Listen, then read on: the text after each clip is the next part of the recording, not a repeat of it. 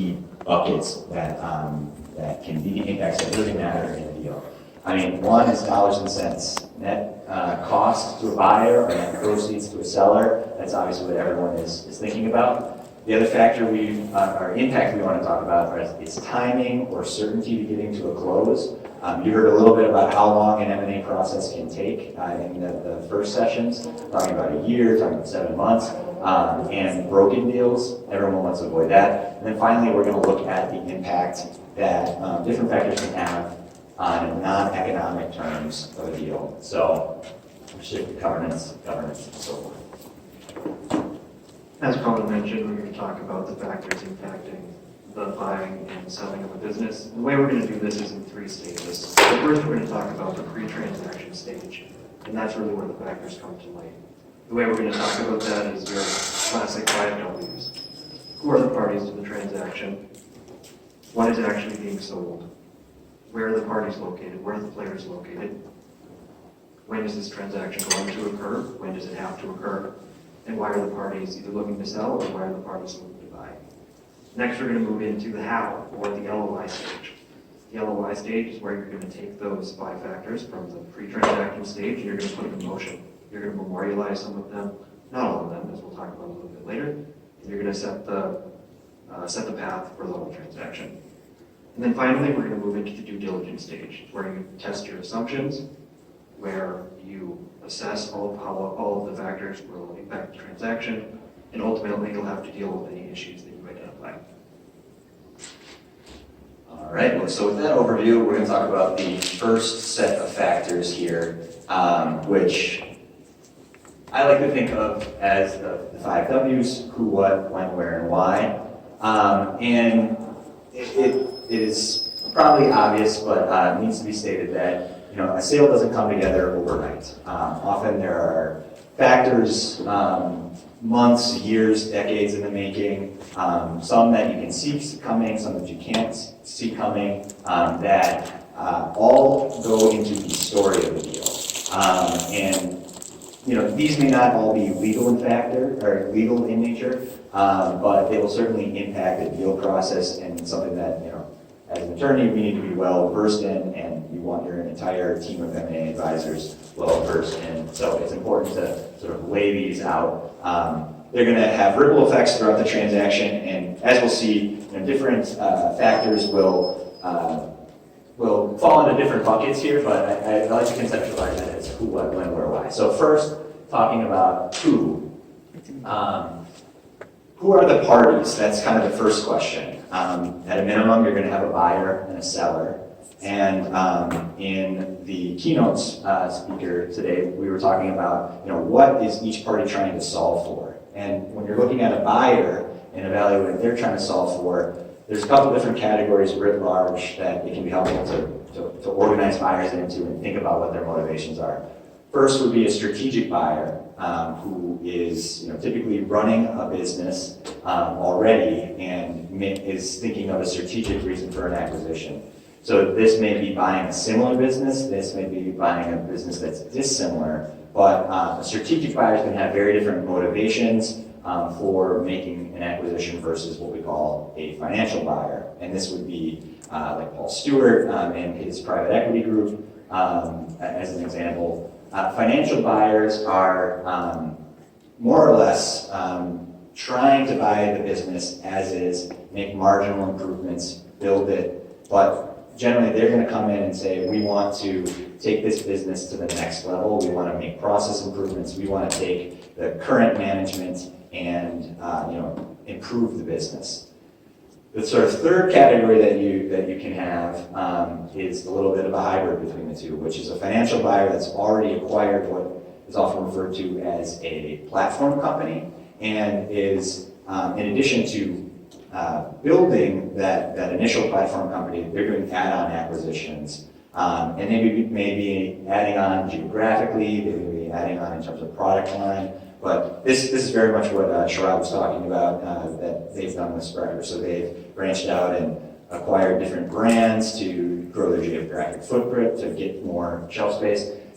So if you think about who they are and the who in this and how that might impact the transaction. Strategic buyers are often able to price in synergies, so maybe able to offer a higher purchase price. On the other hand, financial buyers tend to be a little bit more flexible in the type of consideration that they'll give, and are more of deal makers. So they might be the ones that run through the brick wall over and over again and get you to a closing. We're obviously speaking in generalities here, but it's important to know who the players are, and that's a framework for thinking about who the buyers are. Sellers, maybe not quite as neat a categories that we can put them into, but some features of sellers that are going to be relevant to all those different impacts that we talked about at the outset will be whether the seller is looking to exit the business entirely, totally hand things off, or on the other hand, whether they're not ready to ride off into the sunset and they want a second act, or they're looking to partner with someone for growth capital. You're going to have very different transaction structure. You're going to have very different ideas about how quickly a deal can come together, and about the sort of non-economic terms are going to look very different depending on who the parties are. Probably less important, but still quite important, are who are the advisors and professionals that are involved in the deal. This can have a huge impact on timing and on net proceeds. We talked about the deal team, or you heard from some of the people on the panel about their deal team and the M&A professionals that they got together. Getting a great investment banker can lead to a 2 times higher multiple, as the Toro Group was talking about some of their outcomes that they've had. Engaging a great CPA can help you structure a transaction in a tax efficient manner. Having a good wealth advisor can help you take your proceeds and allow you to live off it. All very important people to have on your team, and think about. Having experienced deal makers can make all the difference in whether a transaction closes or how quickly it can come together. A lot of friction can be inserted into a deal if you have a provider who's inexperienced, or sort of not a good deal maker, not a good partner. So those are important people to know and can really have an impact on the transaction. And then finally, apart from the people in the deal team, the buyer, the seller, there are a number of third parties that can be pulled in. And we're going to talk about some of these elsewhere in the transaction, so I won't go through all of them now. But thinking about if there's a controlling shareholder, you've got to think about your minority shareholders and what type of what they're trying to solve for, whether you can get them on board, whether you're going to have to write that letter to the lady in Cedarburg, how that's going to impact your timing in order to get your transaction done. So thinking about the what, some key questions to ask are, what types of legal entities are buyer and seller? Or, do we have any legal entities at all? Is it a sole proprietorship or a single high net worth individual that's going to be acquiring the business? This will have an impact on net proceeds in terms of putting together a tax efficient structure. It can also have an impact in terms of timing or certainty of closing. If you have a buyer or a seller where there's significant corporate approvals that are not, a rubber stamp, that adds another obstacle to closing. You need to be mindful of that and make sure that those are sort of solved on the front end, or that the proper steps are being taken to document the deal. What kind of transaction process is being run? This can have a big impact. So an auction process has some obvious advantages for sellers. You're going to be able to reach more buyers. You may be able to command a higher purchase price. One thing that we've been seeing in the market over the past couple of years is, say, enterprise value of 15, 20 million or more. If successful sale process is run, we're seeing rep and warranty insurance being something that a buyer will offer in almost every deal. Whereas if you're going out in a more limited process, that doesn't tend to be the case. And it allows sellers to be a little bit more in a controlled position. They get to do the first draft of the purchase agreement. They get to stage due diligence in a number of ways that they wouldn't otherwise if they were just responding to buyers. On the other hand, there are increased costs, potential interruptions to your business, and so you're in it a lot deeper if you're doing an auction process. Another factor that I kind of put into this what category is, what is being sold. We can have a stock sale or an asset sale, which we're going to touch on how that impacts things a little bit later. Or we can have, a carve-out transaction where a limited piece of the business, hey, we're just divesting our, distribution arm, but we're going to be keeping sort of the rest of the business intact. That can really impact whether there are restrictive covenants and the extent of the restrictive covenants. So when? So this is another one, and this is the one I think that people ask the most throughout the process. Like as soon as the LOI is signed, clients always like, when can we get this signed? Both buyer and seller are always anxious to get the deal done quickly. And that can be driven by any number of things. Personal reasons, say health, family concerns, desire to retire. But it also can be driven by, as we're all aware, macroeconomic conditions. Are interest rates going up?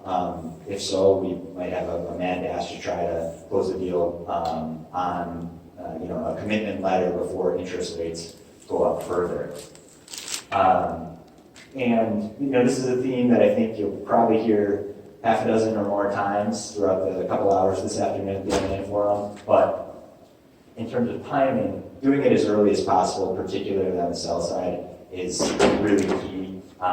Doing the self-diligence that I think Blake was mentioning in the last session, and solving some of the interruptions or obstacles that can be popping up in a deal months or years ahead of time. Getting your house in order can really have a positive impact for you if you are able to do it, and perhaps a negative impact if you're not able as a seller. The next pre-transaction factor, the next W we're going to talk about is the where. Frankly, the where is often easily overlooked. If you think about the United States deal market, everything is generally pretty standardized. It looks the same everywhere, but where the parties are located, where the target entity is located, can have a big impact on the transaction. So starting out, a couple of related topics, very deep in the weeds, would be the choice of law and the choice of form and venue. Distinct topics that sometimes get conflated. So choice of law refers to, under the acquisition document, which law is going to be utilized in interpreting the document and enforcing the document. That can be important because some states have very developed M&A law, have looked at many purchase agreements and have decided what these terms mean. Choice of form and venue, on the other hand, refers to if there's a dispute under the purchase agreement, where do you have to bring it? Which court is going to hear that? In terms of choice of law, I think that we always push for Delaware law generally, because Delaware has a very robust, very developed corporate law, and ultimately predictability is one of the more important things when you're drafting language, is you want to know what this language means and how a court is going to interpret it later on. Choice of forum and venue really becomes more of a convenience of the parties issue. If you have a Minnesota buyer and a Wisconsin seller, maybe it doesn't make sense for you to pack up and go to Delaware to sue. Or maybe it does, if you just don't want there to be any litigation, you want there to be another attorney. So they're two somewhat related, but distinct topics with different goals in mind. Next issue would be just the customs used throughout the deal process. As I mentioned, the United States M&A market it generally looks the same wherever you go. Wherever the buyers and sellers are located, the diligence process is probably going to look very similar. Purchase documentation is probably going to look very similar. But where you run into things to consider here is when you get international. The diligence scope, the diligence process, the diligence work product, the documents to actually effect the transfers can all be different internationally. It's very important to have international counsel involved, as Collin was talking about the players in the transaction. The next item there would be regulatory approvals. A lot of this can also be related to international matters. So for instance, if you have an international buyer buying a United States company, you might have to deal with CFIUS, the Committee on Foreign Investment in the United States. If you have a US-based buyer looking to buy something internationally, country's merger control regime might be implicated, or their foreign direct investment regime may be implicated. You may have requirements that you have to satisfy under works councils or other issues with international labor. So all things to consider based on where the parties are located. The final one we wanted to touch on here was the legal non-economic terms, and probably the most important one that we're seeing a lot right now is the restrictive covenants. So if you're looking at buying a business, one of the most important assets that you're picking up is the people. Not only the people, but their experience, their customer relationships, everything they've done for the company. The last thing you need is buying the company and then having everyone back up and take that experience elsewhere the next day. So one of the important areas of diligence that we'll talk about later is looking at what restrictive covenant agreements are in place. Are those restrictive covenant agreements even enforceable? And one of the ancillary agreements, I know Collin will talk about that later too, is sometimes you'll try to get into employment agreements with fresh restrictive covenants for employees going forward. That's become very tricky, as many states are either attempting to curb or ban employee non-compete entirely. California, for instance, Minnesota just recently. That's just another factor that you have to keep an eye on, based on where the parties are located. And then the final pre-closing or pre-transaction factor we want to talk about is the why. And in some ways, the why is really the most important of the factors, because it is the motivation of both the seller and the buyer. Now, are you a 70-year-old looking to retire? That will impact whether you want to take any rollover equity. Maybe you just want to cash out and leave. It will impact your due diligence based on if you're just buying a portion of the company. It will impact your transaction structure for certain tax consequences that you're trying to achieve. So as you'll see throughout the whole transaction, the why really drives the whole process. So the next bucket of factors that impacting the sale of business that we want to discuss, we wanted to group under the deal process referred to as the letter of intent stage. And for those of you who aren't familiar, once a buyer and a seller have sort of put together the principal deal terms, it's customary for them to put together something called a letter of intent, memorandum of understanding, term sheet, goes by a lot of different names, but basically a non-binding document that sets forth the basic structure of the deal, and things like purchase price, how the purchase price is going to be paid, and gets the broad contours out on the table. And these basic deal structure obviously are going to impact things like net proceeds and will include some of the outcomes in some sense that we've already talked about, where the story of the deal is coming together and being solidified and agreed to. And we'll talk about in the final step the validation of some of the assumptions that might be made during the letter of intent stage. But to sort of break down and look more granularly at some of the factors that are discussed in the letter of intent stage, we're going to talk about those four at the bottom there. But so first one we're going to talk about is asset sale versus stock sale. This is kind of the most basic structure question, and it gets back to the what is being sold. So an asset sale will be a purchase by the buyer entity of all of the constituent assets, or most of the constituent assets of a business. And I should say, if it's a carve-out transaction, I guess it won't be substantially all, so there are some caveats here, but generally if we're talking about a sale of an entire business. And big picture, this tends to be a more buyer favorable outcome. There's kind of two distinct reasons for this. One is tax related, and one is related to sort of legal risks and liabilities. First one, at a high level, is a buyer is able to get a higher tax basis when they make an asset purchase. They're able to sort of get their cost basis in those assets and then amortize or make deductions based off that higher basis. Conversely, in a stock sale, the buyer would inherit that. And on the liability side, a buyer, if I'm buying all the assets, I'm a new legal entity. The default rule is I am not inheriting any of the seller's liabilities unless I'm specifically doing so, which is what's laid out in the purchase agreement between the buyer and the seller. Typically, the liabilities that are assumed are ordinary course type liabilities, so working capital and things of that nature. So you typically have a purchase price adjustment for those sort of things. On the other hand, a stock sale is going to be a sale of the equity, or the case of a corporation, the stock of a company, and the seller will be selling those actual equity interests. And this sort of flips the liability rule on its head. If I buy the stock of a company, the liabilities haven't gone anywhere. The liabilities are still the liabilities of the company, and in the sense that I'm now the new owner of it, I've inherited all those liabilities.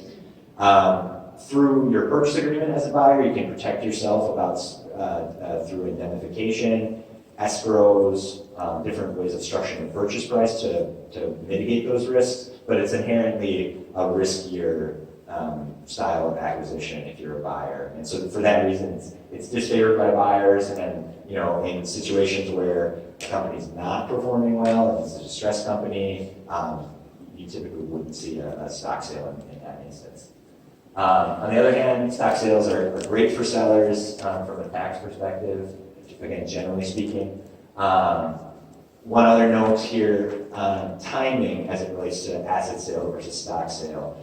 An asset sale, while it's good for a buyer in terms of, for the reasons we just discussed, it can be a pain in terms of getting the assets actually transferred from one entity to the other from sort of a logistics perspective. And then also, depending on the nature of the business and the contracts involved, if there are any permits, it can be difficult or actually impossible to transfer those from a seller to a buyer. So many permits are just not assignable, and so as a buyer, you would need to go out and, if you're doing an asset sale structure, go out and get those fresh permits, and that can be add timing and cost to the transaction.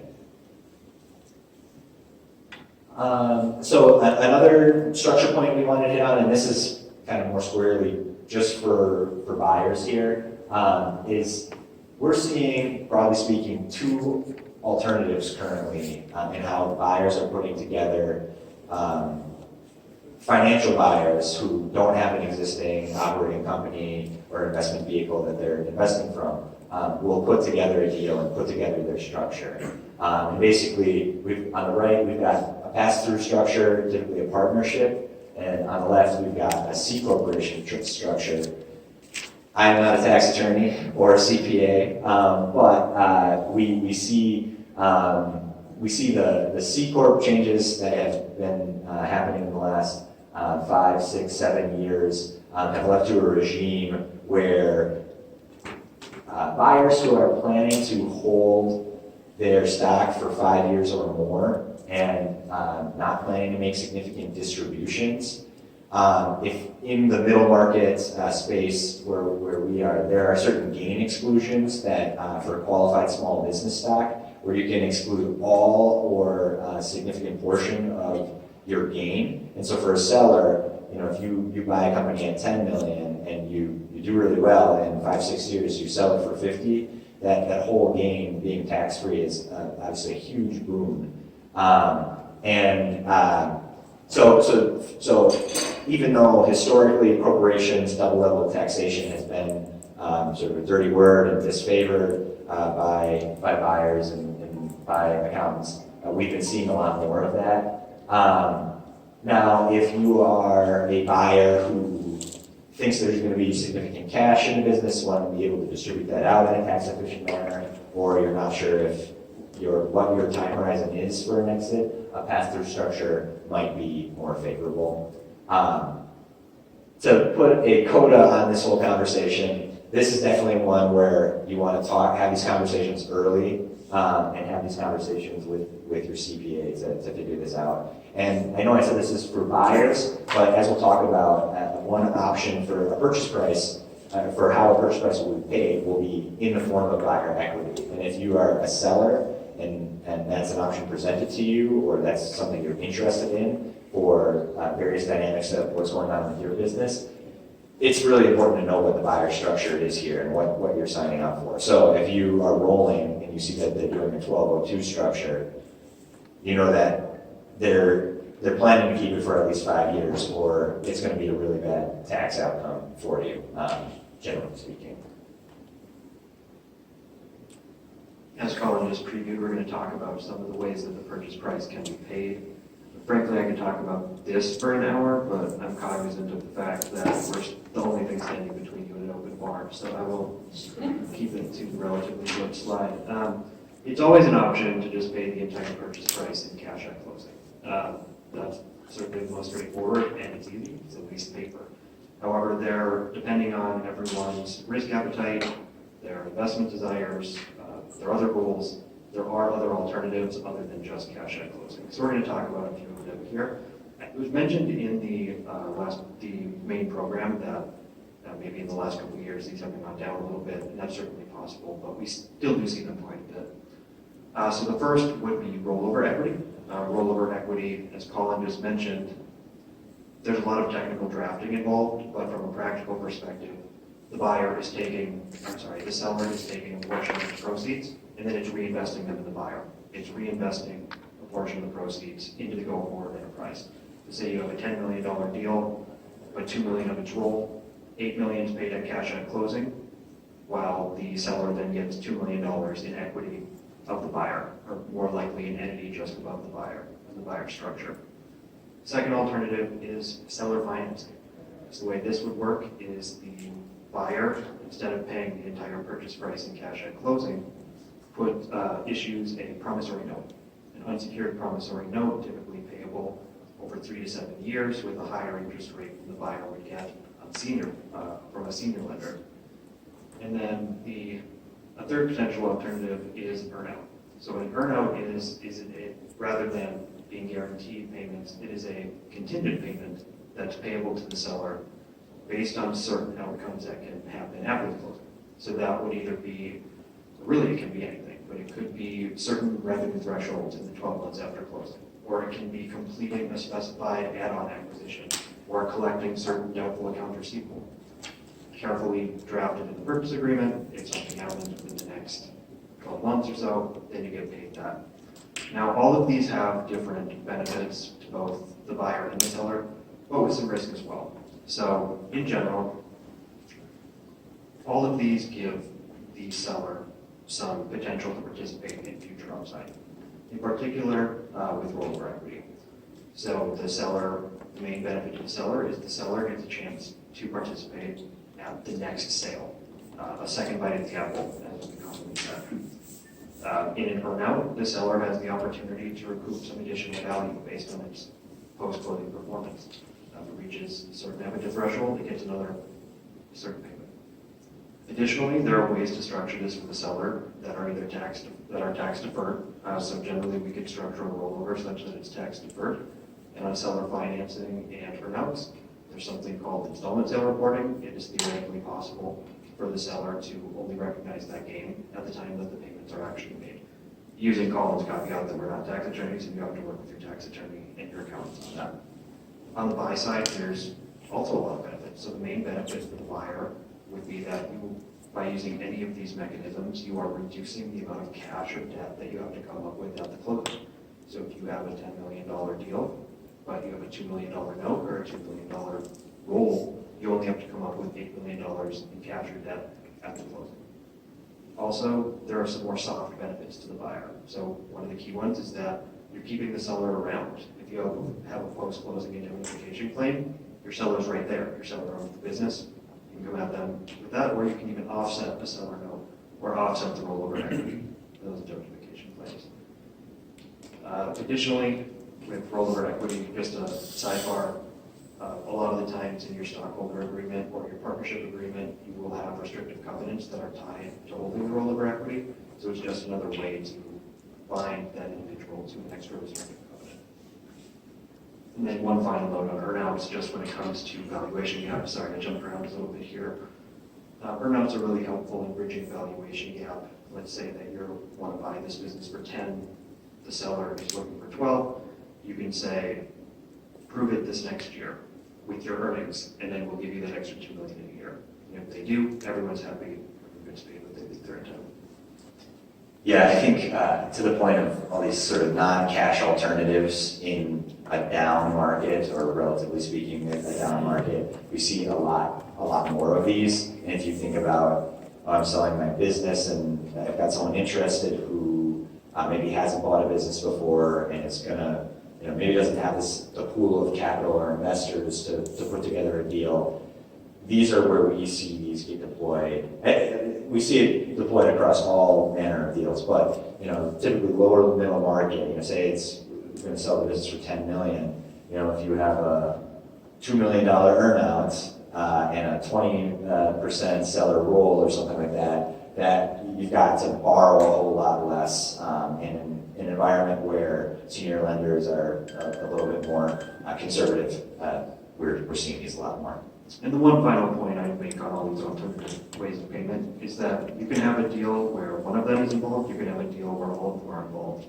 I just closed a deal in early February that had cash at closing, rollover, a seller note, and an earnout as well. So you can definitely mix and match all of these, depending on what everybody wants out of the deal. The next item that I'm going to talk about is representations and warranty insurance. Now you have heard this mentioned a few different times already, both in the main program, and then Collin mentioned it as well.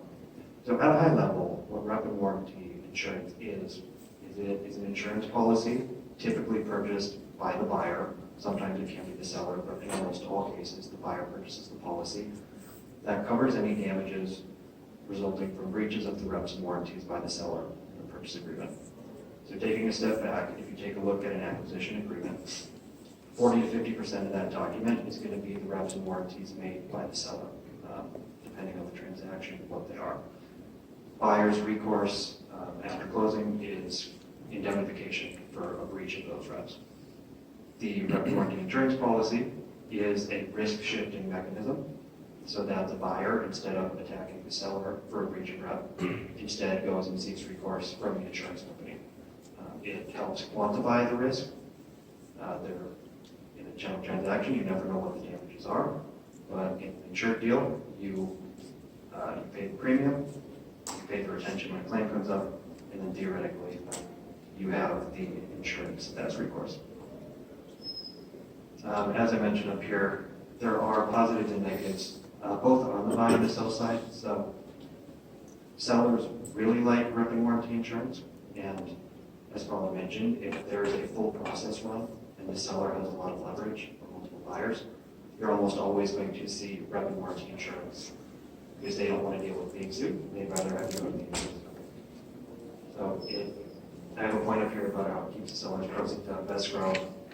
In a typical transaction, a not insignificant chunk of the seller's proceeds is typically going to be placed in an escrow account that the buyer can insure the deal. Rather, there's a small amount, the buyer goes at that, and then you go to the insurance company for your recourse. It can also be really helpful if you have a seller who continues in a management role post-closing. If this person's your CEO, you don't want to be suing your CEO for a breach of rep that they may have made. Instead, you want to go to the insurance company to help keep that relationship. Of course, like anything else, rep and warranty insurance isn't perfect. It is somewhat expensive. There is a long underwriting process. It increases the amount of time that your lawyers have to spend going through the underwriting process, so it will increase your legal bill as well. There's also the issue of just exclusions. So there are certain areas that insurance companies just won't cover. For example, the CARES Act, they won't cover anything related to PPP loans, employee retention credits. They don't cover a lot of environmental stuff like PFAS. And then there's anything that comes up in the deal itself as well. Any known breaches of the reps, anything disclosed of the disclosure schedules, they're all going to get kicked out of the policy. And as a buyer, you're going to have to figure out how you get protection for that, or if you just have to eat the risk yourself. Finally, rep and warranty insurance just isn't appropriate or cost effective for deals of all sizes. Typically, you'll see it in the $20 million range or up. The smallest deal I've ever seen with rep and warranty insurance was $18 million. I talked to Collin yesterday, he told me he saw one at 15, which would be the smallest I've seen ever. So it just really gets too expensive for the coverage that you're going to get. Then a brief note, just a sidebar on who's going to pay. In about half of deals, the buyer pays the entire cost. The most recent APA deal point study says that parties share the cost about 36% of the time. And then the seller pays for it a very small amount of time. All right. So the final category of factors that we wanted to discuss are really more is a category of issues that may arise during due diligence. And again, maybe remedial here, but just a word about what we mean here by due diligence. Due diligence is happening throughout the transaction. Obviously, no one puts together an LOI not knowing anything about the business, but at the LOI stage, necessarily, you are assuming certain facts. You're assuming that the inventory on the balance sheet or in the financial statements is correct, but then in due diligence, that's where you actually verify those assumptions. And this is generally thought of as, kind of the buyer's issue with due diligence, but as we've already mentioned, any type of sort of alternative purchase price besides cash, it's going to be important for sellers to do their due diligence as well. I'll say particularly with seller financing, because you are essentially the bank in that situation. And so you want to not only know about the buyer's current financial wherewithal, but you may want projections of kind of how they're going to be running the business. You also would probably want post-closing covenants to protect yourself and get into that. But for the purposes of this discussion, due diligence is after the LOI. What we're talking about here is the buyer's due diligence that they're doing on the seller or on the business after the LOI stage, because that's usually where the skeletons are found and where people go to battle on purchase price and other aspects of here. So just a word about kind of the universe of things that are subject to due diligence. I think someone in the main session mentioned this, but if you go to sell your business, a buyer is going to turn it inside out and look at it from all angles and in all manner of things. And if you're a buyer, that's what you should be doing. But a word about a couple of areas where we see on every single deal, and some areas that are a little bit more bespoke. On almost every single deal, you have some level of financial due diligence in terms of like the accounting, the financial statements, but then accounting for tax purposes as well. So sales and use tax, sheet tax, these are issues where if you're operating in multiple states, it's usually a hot button issue, and often an area where we see indemnities negotiated and issues identified in due diligence that typically are handled through an indemnity rather than a purchase price adjustment, but they're kind of a key area. There's legal due diligence where, we'll sort of dig into that a little bit more and kind of flesh that out a bit. And then insurance, so whether with companies, commercial policies, and then what sort of benefits are they offering, those are kind of the key areas. Anytime there's real estate involved as part of a transaction, you will get in some type of environmental report, typically a phase 1, and then depending on the results of that, perhaps additional testing. But you'll see all kinds of bespoke due diligence reports. Ones that we often see are industry-specific ones. So a food manufacturer, you may have someone come in and look at whether they've got good manufacturing processes or whether their kosher certifications and things like that are in place. As we go back to the the beginning of the presentation, talking about all of the different factors in looking at a business, that will really drive your due diligence review. What's the structure of the transaction? Asset deal, equity deal. As Collin mentioned, if you buy the equity, you get everything that comes along with it. It follows that if you're doing an equity deal, then you're going to need to do a much deeper level of due diligence than if you're just doing an asset deal. Asset deal, of course, you need to understand what's out there and then you're getting everything you want. But in general, an equity deal, you're going to do a much deeper level of due diligence. The type of parties. If you're an institutional buyer, you might have fiduciary duties to your investment. You might have to do a specific level of due diligence. If you're a buyer that's already engaged in this industry in a strategic transaction, maybe you do a little bit less of a diligence review because you already know the lay of the land. If it's a seller that's already been owned by an institutional investor, it's probably a cleaner company. You might not have to do as deep of a diligence review in that circumstance. Size of the transaction, relatively straightforward. Typically a smaller deal has a smaller budget. Probably going to want to spend a little less time, probably fewer issues. Bigger deal, you're going to need to spend more time. You might be even getting into the level where you're going to have rep and warranty insurance, in which case they're going to require a certain level of due diligence. Or you might have a senior lender, in which case you'll have to satisfy their due diligence needs as well. Whether the parties are competitors, then sometimes you run into an instance in a strategic transaction where you're just not going to have access to all of the information that you need. There may be information that is or has to be, for regulatory reasons, without, like competitive pricing information, the list of customers, list of suppliers, other competitive information. And then just generally all parties have limitations about their time and their budget, how much they want to spend and how much time they have before doing the transaction. So all the factors we discussed earlier are going to impact the level of diligence that you're going to do. On the legal side, I know we're running short on time, so I'm not going to tick through all of these, but from our perspective, what our team will do is we'll look at all of these areas that are on the screen. Look at the corporate formation, governance documents, make sure the company is actually owned by who they say owns it, make sure there's nothing strange in those documents. Material contracts, you can look at a one-page purchase order, and you can have very brutal terms. Most relations provisions, non-competition provisions, non-solicitation provisions, you need to identify all those things.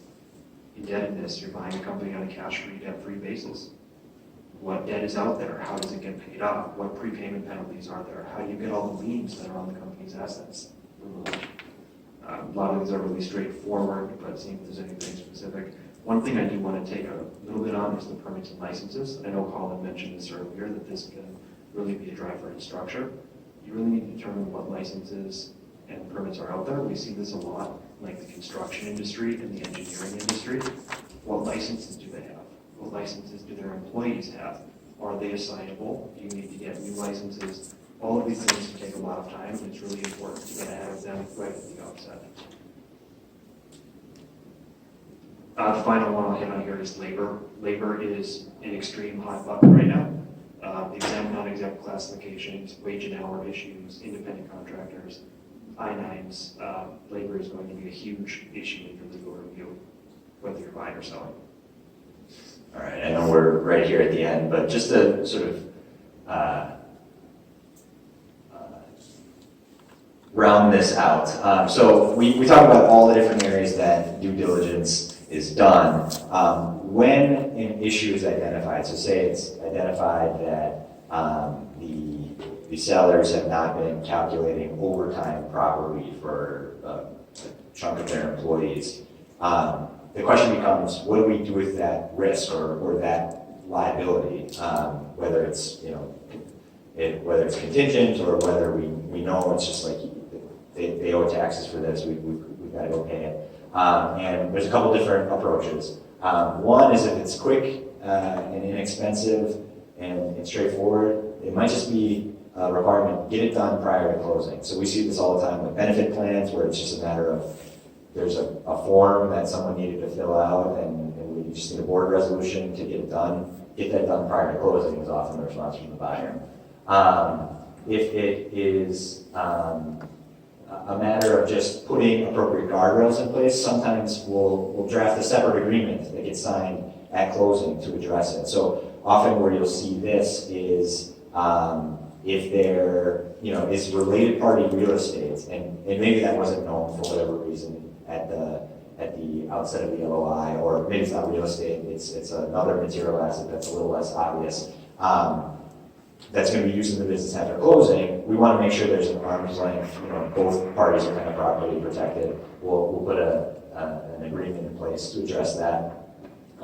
If there's an area of risk that it's not quite possible to know with certainty what the degree is, You might ask for a representation or a related indemnification related to that. So again, to choose like the food industry, the risk that, you know, there's never been any sort of issue on any sort of manufacturing surface anywhere ever is really hard to get certainty around, and really you can't quite diligence that. So you might ask for an indemnification on, to the extent, you know, on the seller's watch something happened, that the buyer be made whole if they're sort of being held liable for that after closing. If a bigger issue is identified, and the one that I'll just throw out there here is, say they've underfunded their benefit plans or something like that. There's a big liability out there that's known.